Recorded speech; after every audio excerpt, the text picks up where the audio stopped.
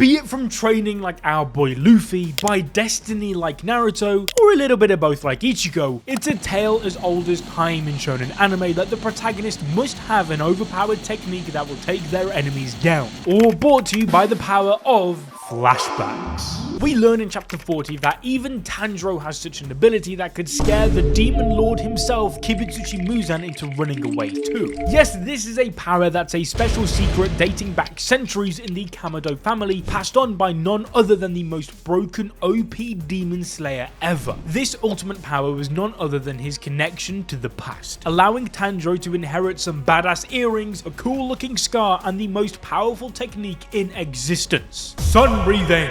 Despite being the strongest breathing style, only a rare few can or dare to use it. But since Tanjiro has the plot on his side, he unlocks it bit by bit. What set Tanjiro apart from the other Demon Slayers primarily started in chapter 40 while being on the verge of death against the lower 5th moon Rui. Tanjiro's memories flashed in front of his eyes as he remembered his father, Tanjiro, performing Hinokami Kagura. He didn't quite have full memory of what this signified, but he still used it as a last resort. And so, for the very first time, Tanjiro tapped into Sun Breathing's first form, dance, to attack Rui. But his body wasn't adapted to such overwhelming power. Using it even once took a massive toll on Tanjiro, leaving him unable to lift as much as a finger just from sheer exhaustion. Whilst he failed to exterminate Rui with this, Tanjiro realized that his true strength lay in the Hinokami Kagura instead of water breathing. But he had a pretty big roadblock to face. Yet, Tanjiro didn't give up. Judging that flame breathing must be close to what he remembered, Tanjiro pinned his hopes of uncovering the secrets onto Rengoku, the fire Hashira. But much to Tanjiro's dismay, Rengoku had no clue about this breathing style, even going as far to say that this was the first time he's ever heard of it. It almost seems like a dead technique. Yet, Rengoku was delighted that Tanjiro applied his father's dance to his fighting. But after developing his Hinokami Kagura further in the Mugen Train arc, Tanjiro was directed by Rengoku to his father, Shinjiro, who was the former Flame Hashira. In his rage over his son's death, Shinjiro notices Tanjiro's Hanafuda earrings and angrily asks him if he's a wielder of sun breathing, which, to be honest, just kinda confuses Tanjiro as he didn't even know that the Hinokami Kagura was akin to that. Shinjiro felt that Tanjiro was at the Rengoku family house to mock them, which stemmed from reading the chronicles of the past Flame Hashira. In these notes, sun breathing was described as the original and most powerful breathing style. He felt that all the other styles were cheap imitations of sun breathing, which meant Tanjiro was stronger than the son he had just lost. Well, it's thanks to this whole miscommunication that Tanjiro uncovered some very valuable information about the relationship between the Hinokami Kagura and sun breathing. He began training his body, getting used to the unprecedented burnout slowly, even fighting with his breathing technique in the Entertainment District arc. As he was incorporating more of it into his fights, Tanjiro's scar was also developing into another form, resembling that of the legendary samurai Yoriichi. In fact, even Tanjiro's father had a similar scar on his head, implying that practicing Hinokami Kagura earned the people of the Kamado family the Demon Slayer's scars unknowingly. After all, they spent year after year learning and performing it, similar to training, and ancestors resonated with their children over generation. But it was in his most crucial fight against Muzan that Tanjiro learned the true nature of the Hinokami Kagura. He gained access to his ancestor Sumiyoshi's memories and realized that the original sun breathing is quite different from the ones he had been using.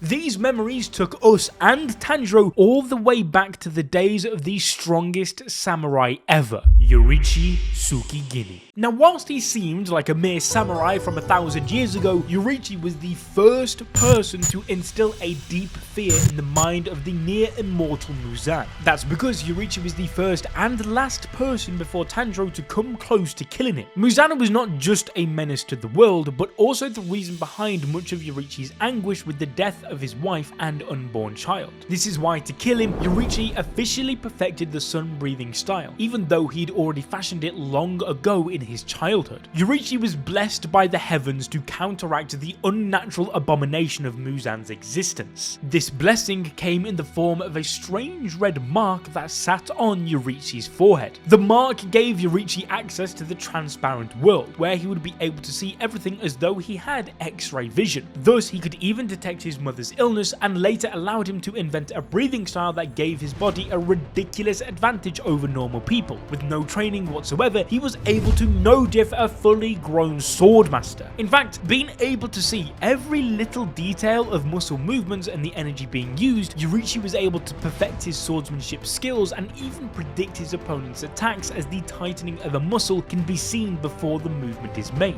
Basically, what I'm trying to say is that this guy was pretty damn OP, okay? He was the literal embodiment of God's will to kill Muzan and bring the world back to its natural order. Yoriichi's blessed mark, however, also had the ability to resonate with others, where they too would eventually gain a mark of their own. However, this would come at a pretty hefty price, that being their lifespans. After joining the Demon Slayer Corps, Yoriichi tried to teach the others his techniques, but once he realized that they lacked the ability, he would tweak the sun breathing into other styles, suiting different swordsmen's strengths. The only style that he didn't derive was moon breathing, which was developed by Yoriichi's very own twin brother. However, none of these styles were near as powerful as sun breathing, and sadly Yoriichi was unable to pass it on to even his family, who had died long ago. This, along with his encounter with Muzan, created a domino effect, awakening a new sense of purpose within him. Realizing that his existence with the mark was all just to defeat Muzan, the Demon King almost dismissed Yoriichi as just another swordsman with breathing, but this is because he had tasted the reality of death at Yoriichi's hands. Seeing into the transparent world gave Yoriichi full understanding on how Muzan's body works. With his 7 hearts and 5 brains moving around, making it near impossible for any ordinary samurai to kill him, Yoriichi was the exception. With all of his forms combined into one attack, Yoriichi completely overpowered Muzan, where he couldn't even regenerate.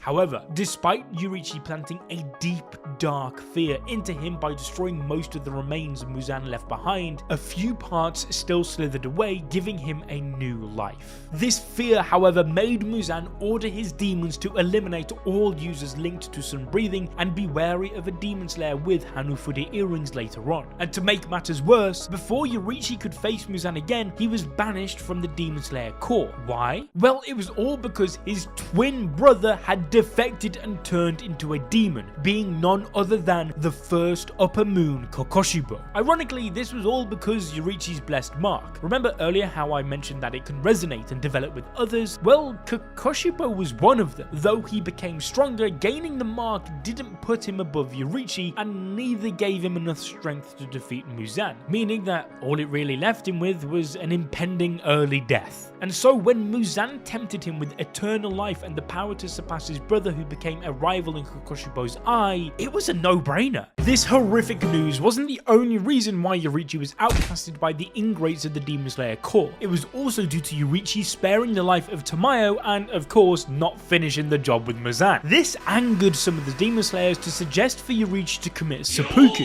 and he would have done it if it wasn't for the newly appointed head. But left with nowhere else to go, Yoriichi turned to the Kamado family. Oh, that's right, Tanjiro's family is so iconic that they go all the way back to the greatest Demon Slayer and Samurai Lord. After saving the life of Tanjiro's ancestor Sumiyoshi, Yoriichi established a close relationship with them, including Sumire, their child, finding solace in this family. Not only did he tell them about his mistakes and regrets, he also performed the sun-breathing techniques for Sumiyoshi's wife Suyoku whilst he watched these movements intently, memorizing every single step. On one such visit to the Kamado household, Yoriichi gave Sumiyoshi his Hanafuda earrings, signaling that it will be the last time he sees them. But just as Yoriichi was leaving, Sumiyoshi called out to him, stating that despite all his mistakes, Yoriichi is still a man of worth. Moreover, the Kamado family promised to preserve the sun-breathing form through their descendants as an homage to Yoriichi, and thus the family developed the Hinokami Kagura, an offering to the sun god to ward off threats and diseases in the the form of a dance routine from sunset to sunrise. Despite being called a dance, it was actually a technique mimicking sun breathing, as all the steps in Hinokami Kagura were actually similar to the different forms that Yoriichi had created himself, repeated over and over. Both of them imitated the sun itself through the user's movements, techniques, and powers. This breathing style gave its users an unimaginable consistency so that they could never get exhausted regardless of how long they move, which is what allowed them to dance indefinitely. It was passed on from father to son in every generation of the Kamado family, alongside Yoriichi's Hanofudi earrings that had become an heirloom. It's also alluded to that Yoriichi's special mark that gave him access to the transparent world was also transferred from Yoriichi to Sumiyoshi, though very subtly. With the constant use of the sun breathing technique, the mark made its way to Tanjiro and his son Tanjiro, both bearing a faded scar on their forehead. This was the early form of the Demon Slayer mark, which Tanjiro would soon activate through his intense battles against the demons. Eventually, it evolved into its full state, where he could pass it on to the other Demon Slayers through resonation. Ultimately, the Kamado family's relationship with Yoriichi saved the world, as they alone were able to preserve his Hanofudi earrings, sun breathing technique, and most importantly, the Demon Slayer mark.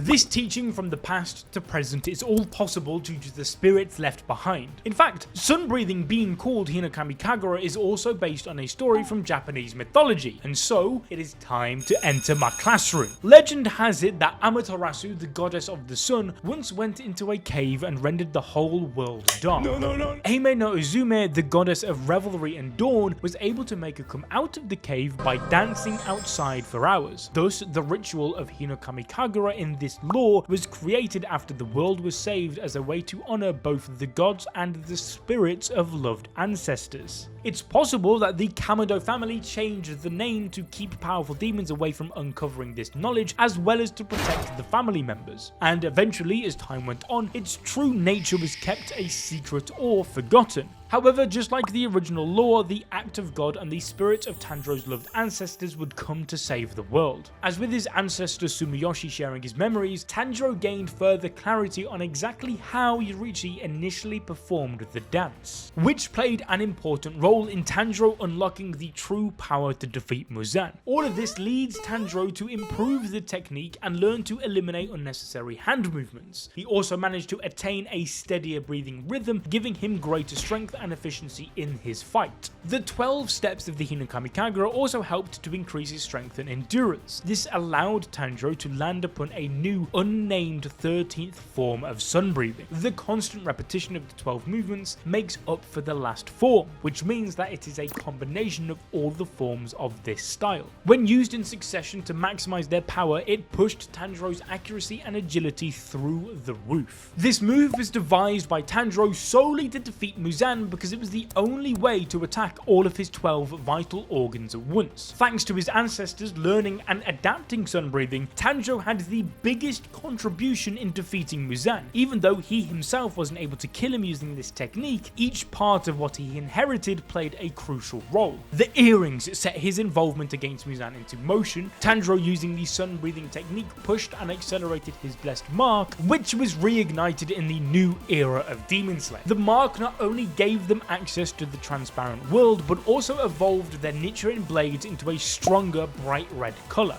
With this, the Hashira were able to fight on an unprecedented level, and together they killed Muzan.